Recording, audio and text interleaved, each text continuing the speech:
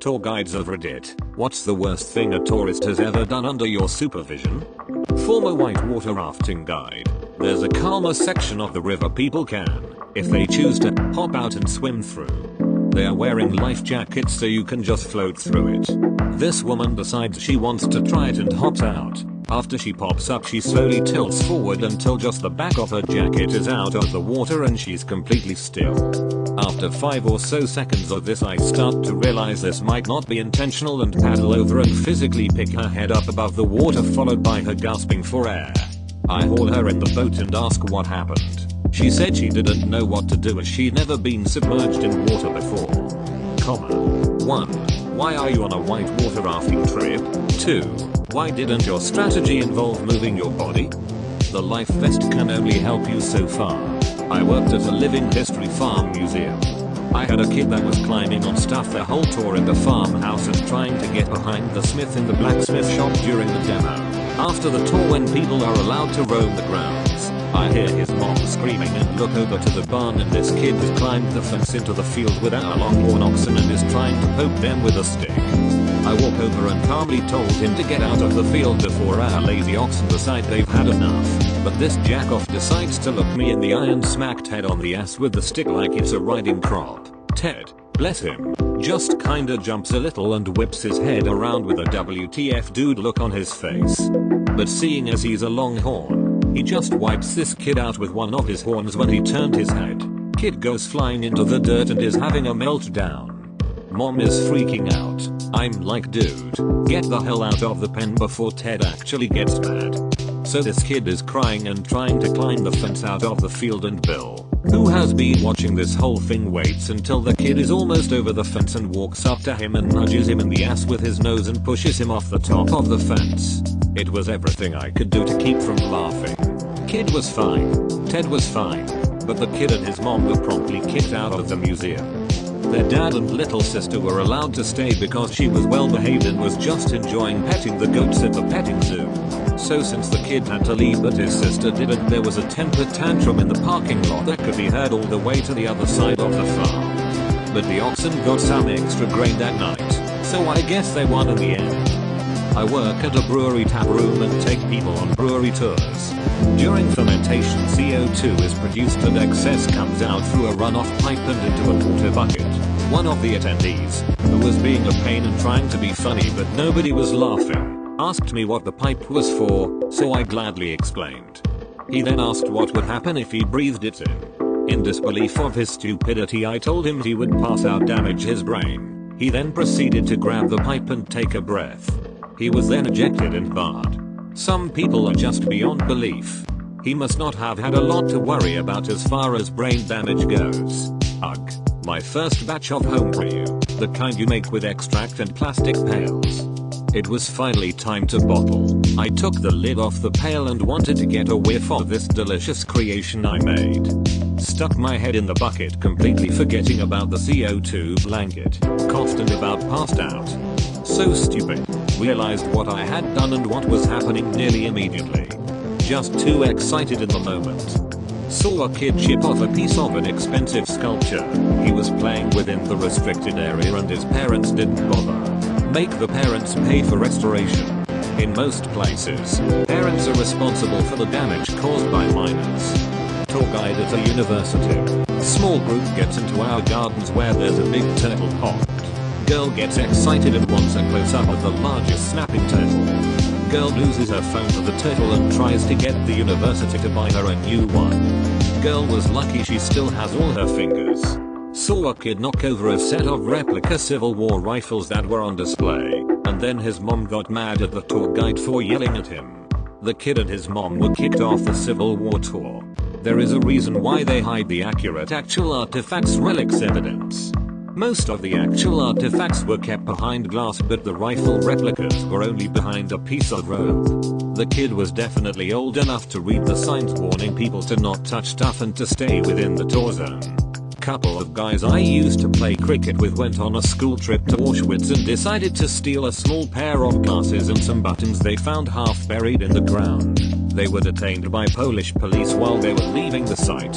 Hard to know what goes through people's heads sometimes. My cousin is a tourist guide and biologist. Most of his tours are in Africa.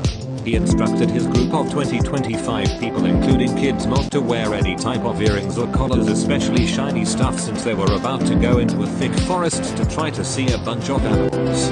This is very important because 20-25 make a lot of noise which makes wild animals run away or hide. It's even worse if they are wearing shiny stuff they can spot from far away. Okay, so this woman complains, decides to wear shiny earrings anyway.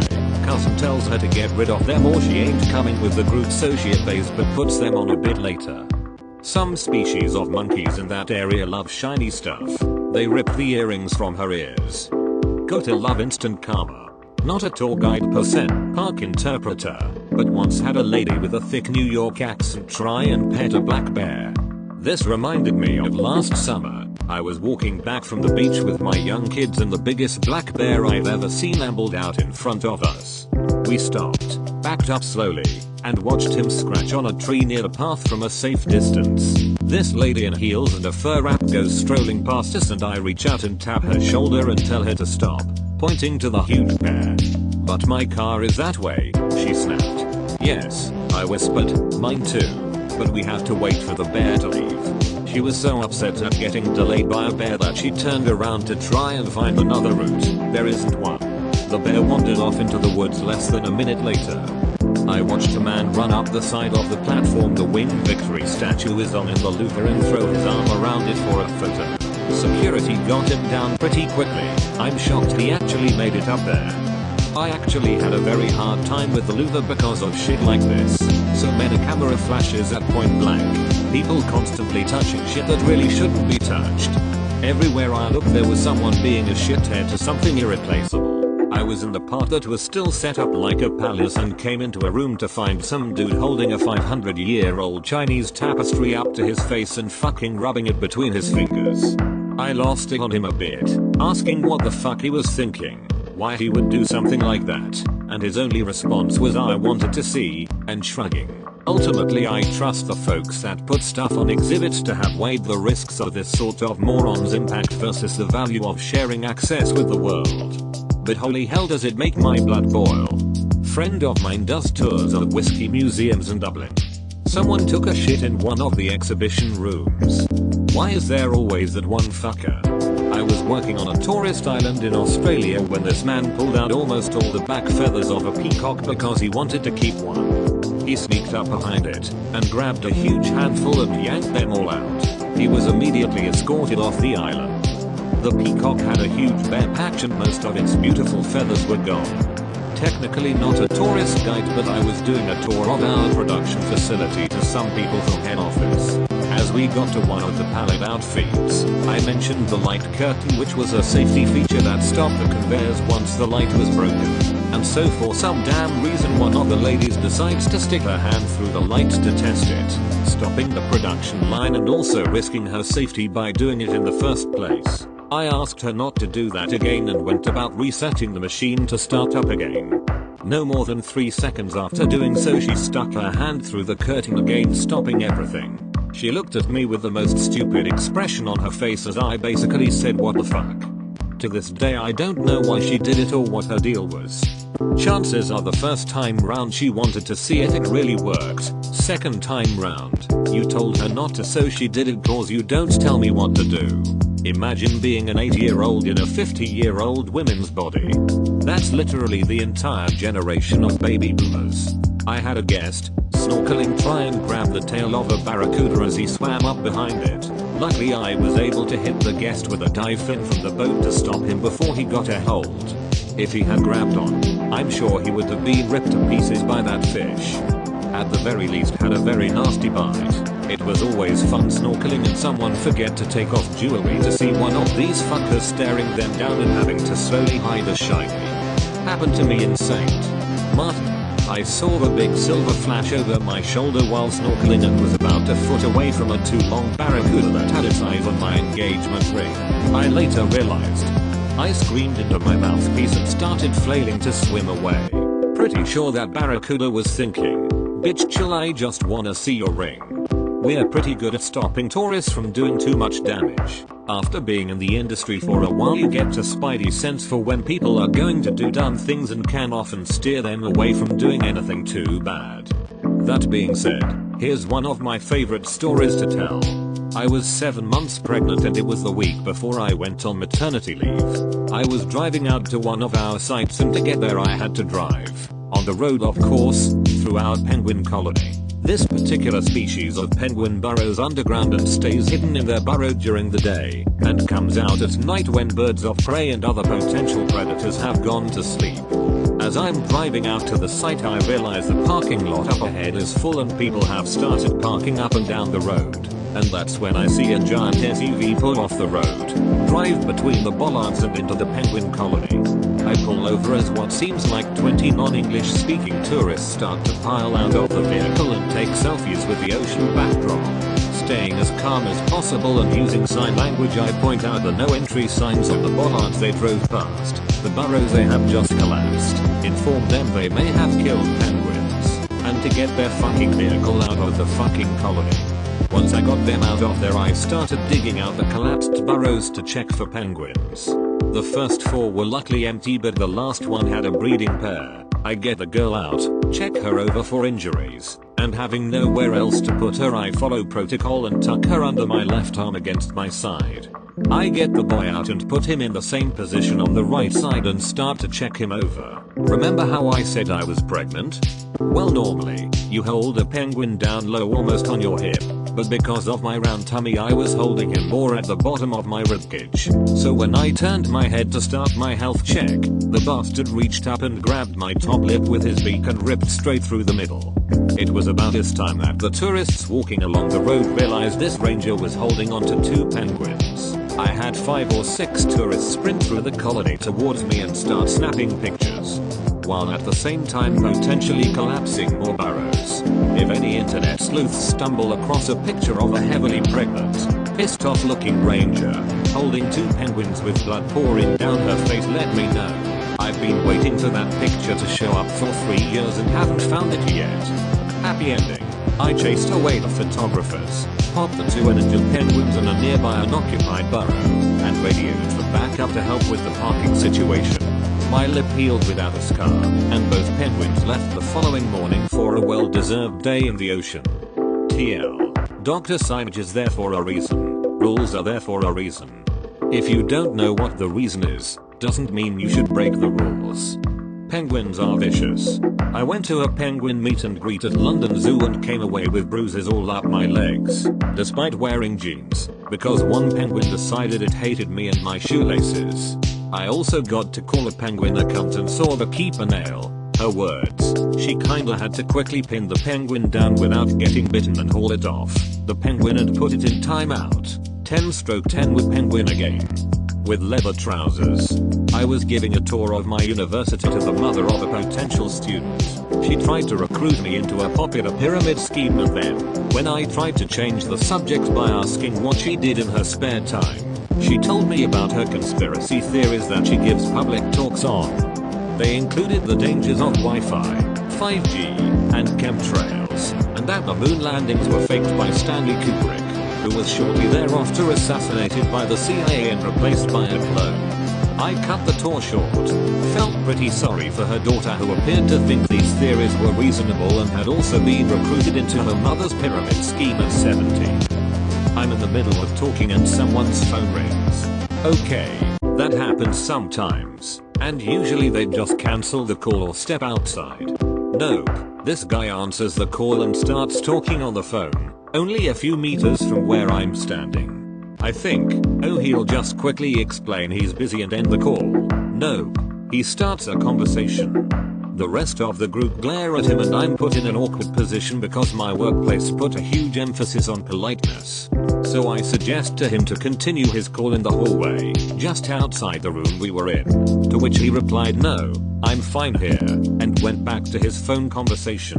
I'm doing my best to talk to the rest of the group, about 25 people, but he's so loud. Eventually this Chinese woman yells across the room at him, shut up, we want to listen to the lady, not you, which worked, but I just couldn't imagine the nerve to ruin everyone's experience like that, cause you're too selfish to talk on the phone outside. Also, The place I worked allowed photos but had a strict no photos of the staff rule for privacy reasons. I always explained this at the start and 99% of people were cool. One day I had a particularly happy snapper who got right up in a staff member's face to take a photo, like I'm taking centimeters from his face to take a photo. The staffer was just some rando middle-aged white dude. So I'm not sure why the fascination, but he was livid. It's like I saw it happen in slow motion so couldn't do anything to stop it. That guy was removed from the tour. I work in a castle with some incredible old and delicate books and furniture. This bitch of a tourist let her bratty kids run everywhere and pull at everything. I had to get a child out from under one of the beds and she just didn't give a shit. I work in a castle. That's pretty fucking cool, dude. Took a class of middle schoolers to a museum and one of my arsehole students dragged his hand across a 3,000-year-old Indian painting. Later on I found out the object was almost certainly a reproduction, but I nearly died of rage on the spot. I used to give walking tours of old Vegas back in the day. During one ill-fated March afternoon I had a group consisting of a mother and son, a British couple, a pair from Indiana, and a middle-aged man from China. Long story short, the Chinese man dropped his trousers and took a shit right on the sidewalk in front of the Golden Nugget without saying a word and carrying on as if nothing had happened. Was on a tour of a small cave system somewhere in West Texas. It was really beautiful, and right after the guide told us how long it took for all the stalagmites and stalactites to form, she turned around to move on and some guy leans way over and snaps off a small one and shoved it in his pocket. I was so surprised I just stared at him and he smiled and winked at me like we had really gotten away with something and I was a co-conspirator or something. I think I learned this from Reddit. Give him a thumbs down. They always look startled, then sad, but no one has ever become confrontational. They usually slink off or avoid eye contact if they can't leave. I mostly do it to people who don't pick up their dog shit. Most will awkwardly pretend they meant to wander back. On an open top tour bus in London, woman tries to dangle her toddler over the railing, then starts saying she's going to complain to my manager when I told her to stop. Caught her doing it again, and company policy said that anyone endangering their kids like that was to be removed from the tour, so the driver had to come up and march her off. She still insisted she did nothing wrong. Like, she literally had the kid's feet on the side rail of the moving bus and was just holding him loosely round the waist. One low-hanging tree branch, of which there were many on the route, and that kid was gone. Was at a reptile show and they let out some mini crocodile iguana type thing. I think it was called a dragon something. Anyway, some kid decides to take his shoe off and wiggle his toe through the small rope gate we were against. Presenter says, "Watch your kid. These will bite." Kid removes his foot and immediately puts it back in when presenter turns around, wiggles his toes again, and this dragon thing surges forward and clamps down. Kid starts screaming. Presenter just looks on like, "Well, I told you so," and removes it. Kid stops screaming. No one says anything, and presenter moves on. That's what you get for ignoring instructions, and also for not parenting properly. Guy peed on the side of an Omaha Beach bunker. Not out of spite or something, he just didn't want to walk back to the porta potty. Started pissing on a piece of history. Obviously not the worst thing that'll be in this thread, but certainly made the rest of our group turn to him and ask what in the absolute fuck he was doing. I work at the National Cathedral, and a tourist took a small votive candle and lit their friend's hat on fire. It didn't spread or set off any alarms, but it got through most of his hat and almost caught his hair on fire. He was also really overreacting, and he threw his burned hat into the organ. The cathedral suffered from earthquake damage in 2011, and we borrowed one of their ladders to get it down. Anyone else thinking about Eurotrip after this story? Not a tour guide, but I guess you could say I work in the tourism industry. I work ground crew for a company that does helicopter tours. Number one rule for customers is don't walk under the tail boom. The rotor will kill you and IT will hurt. It's unbelievable how many people have a death wish out there. People see the fastest way to the other side of the helicopter and don't stop to think, oh hey, that spinning blade may or may not slice my whole fucking head off, let's see how close we can get to it.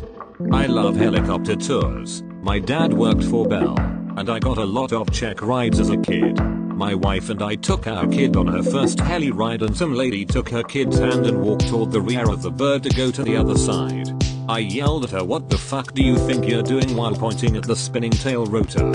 Her husband got upset and puffed out his chest until the pilot told him almost word for word what you just wrote. Amazingly unobservant.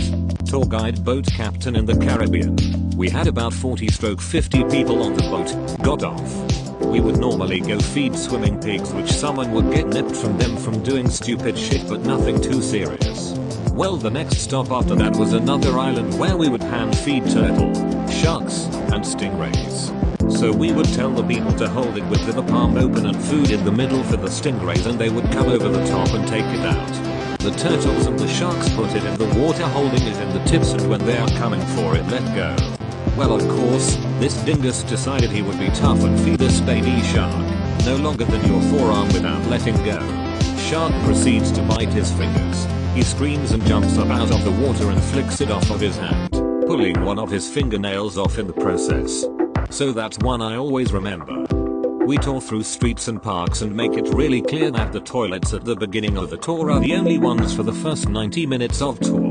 We get to a park about 30 minutes into the tour. Not a big park, mind you. It is basically a big roundabout with a swing set, bench and 2 trees. I'm in the middle of my spiel in the park when I see a guy at the back of the group step away, pull his pants down and squat on the grass. Of course I was stunned and lost my flow, which had everyone looking around, only to recoil in horror as this guy drops a log like it was nothing. He wasn't even ashamed.